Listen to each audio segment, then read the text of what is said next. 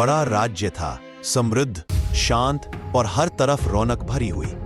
उस राज्य का राजा एक बहादुर योद्धा था। दुश्मन सामने टिक नहीं पाते थे, लेकिन उसके जीवन में एक आदत बहुत गहराई तक बस चुकी थी, शिकार।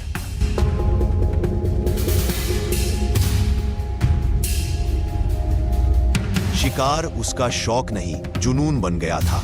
राजमहल के कामकाज से मन उचाट हो जाता तो वह जंगल की ओर निकल पड़ता।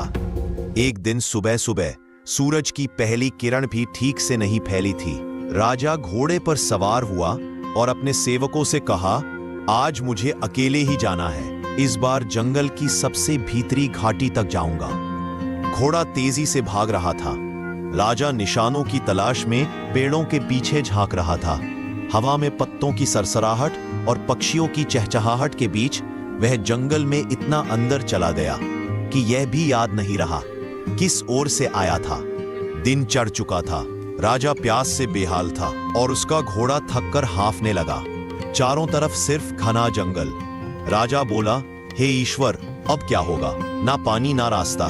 घोड़ा भी हांफ रहा है और मेरी सांसें भी। उसी समय झाड़ियों के बीच से एक दृश्य दिखाई दिया, एक शांत सरोवर और उसके पास बनी एक छोटी सी झोपड़ी। जैसे किसी रेगिस्तान में कोई प्यासी आत्मा को पानी का स्रोत दिख जाए, वैसी ही राहत मिली। राजा झट से सरोवर की ओर गया, पानी पिया और घोड़े को भी पिलाया। उसके बाद झोपड़ी की ओर बढ़ा।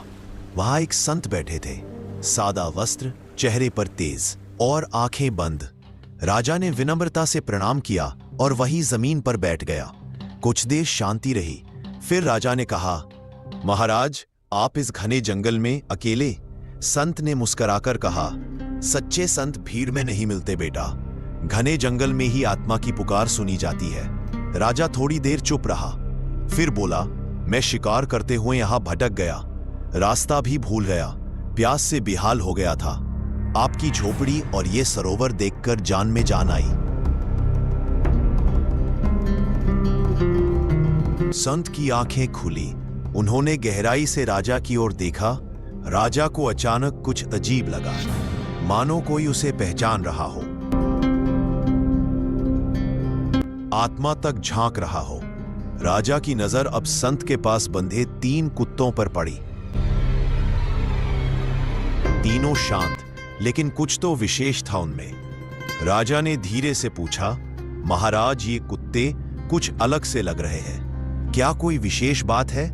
संत बोले, हाँ बेटा, ये साधारण कुत्ते नहीं है, ये इस राज्य के पूर्वज राजा है, तेरे ही कुल में जन्मे, पर भोग विलास, अहंकार और पाप के कारण आज इन योनि में पड़े हैं। राजा स्तब्ध रह गया। उसने देखा वहां एक चौथी रस्सी भी पड़ी थी, खाली।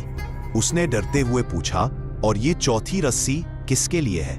संत का चेहरा शांत, लेकिन स्वर में गहराई थी। जो वर्तमान में राज्य का राजा है, अगर वह भी मोह माया में डूबा रहा तो अगली बारी उसी की है। राजा थर-थर कांप गया। उसने कांपते स्वर में कहा, महाराज, अगर वह राजा मैं हूं? संत बोले, फिर तू भी इस रस्सी से बंधेगा। कर्मों से कोई नहीं बचता बेटा। संसार का सुख क्षणिक है, सच्चा सुख केवल सतगुरु की भक्ति में है। राजा की आंखों से आंसू बह निकले। हे महात्मा, क्या कोई उपाय नहीं?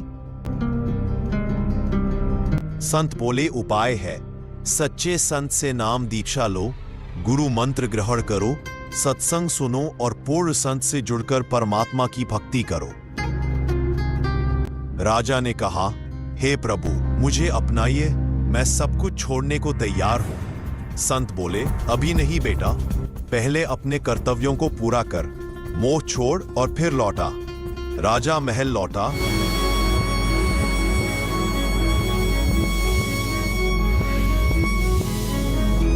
मन बेचैन था, रातों को नींद उड़ गई थी।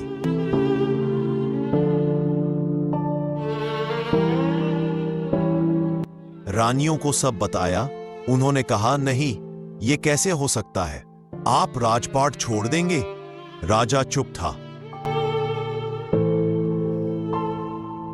सब कार्य व्यवस्थित ढंग से सौंपे, सेवकों को निर्देश दिए और फिर एक रात राजा चुपचाप महल से निकल पड़ा।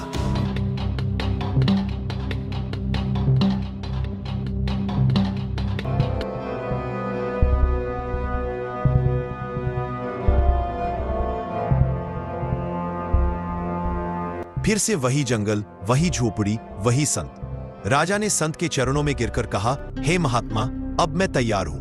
अब मैं सिर्फ राजा नहीं, मैं एक प्यासा आत्मा हूं। मुझे मोक्ष चाहिए। संत ने उसे नाम दीक्षा दी और वह राजा अब एक भक्त बन गया। कुछ समय बाद उस क्षेत्र में एक गांव बस गया। लोग आते, संत के वचन सुनते। राजा भी सेवा करता, भजन करता। एक दिन राजा संत से मिलने दूर जंगल के अंदर पहुंचा, पर देखा ना झोपड़ी थी, ना तालाब, ना पेड़, ना संत, सन्नाटा। राजा घबरा गया।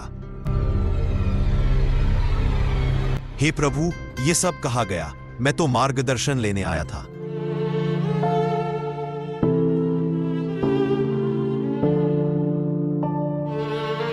तभी पीछे से एक आवाज आई, बेटा, मैं यहां हूं।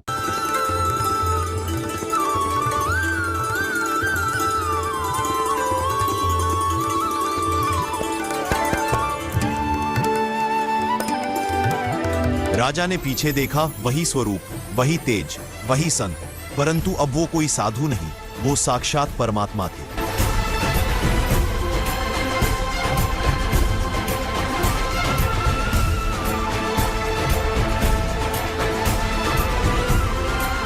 राजा ने कांपते हुए पूछा, हे प्रभु, वो झोपड़ी, वो कुटी, वो फल, वो सरोवर, सब कहाँ गए? परमात्मा बोले, सब मेरे साथ वापस सतलोक चले गए बेटा।